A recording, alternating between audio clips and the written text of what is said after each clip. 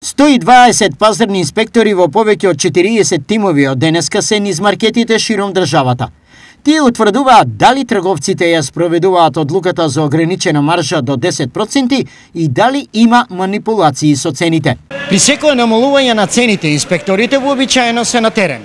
Се откриваат и аномалии, но граѓаните секогаш остануваат незадоволни.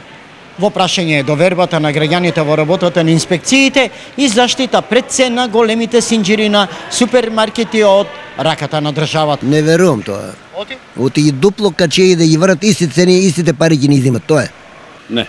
Зашо? Не.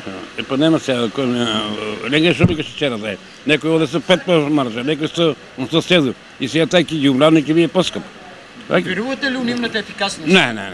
Нема шанси, оваа држава нема ништо ефикасно. Не. Зошто? Па не може ова држава, кој може да врати цените? Никој. Колку што е моментално ситуацијата по маркетите да рипат цени,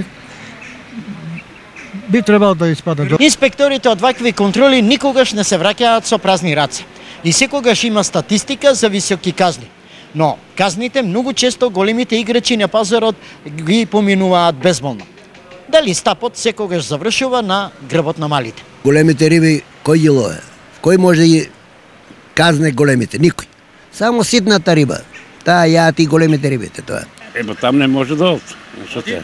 Па таму не смеат. Таму е мафијата. Не смеат, дека там се мафијаши, тие дават пари на партиите и не смеат там да одат. Малите одат и... Сметате дека таму поефективно може да биде? Па не поефективно, таму може да ги казнат тие.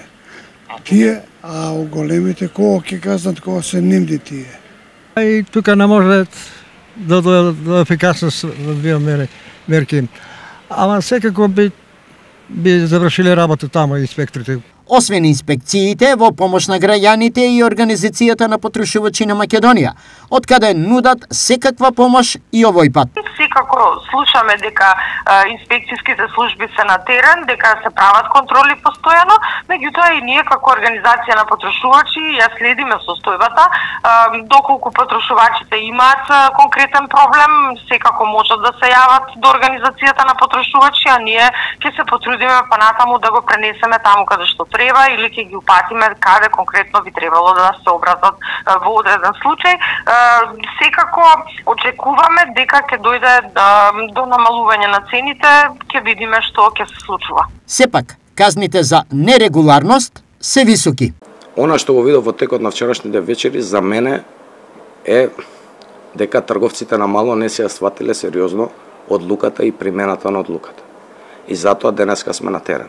Ќе постапуваме по законските прописи. Како што напоменав, казните се движат од 2000 до 10.000 евра и затоа секој оној кој што не ја почитува денеска ќе биде казнет.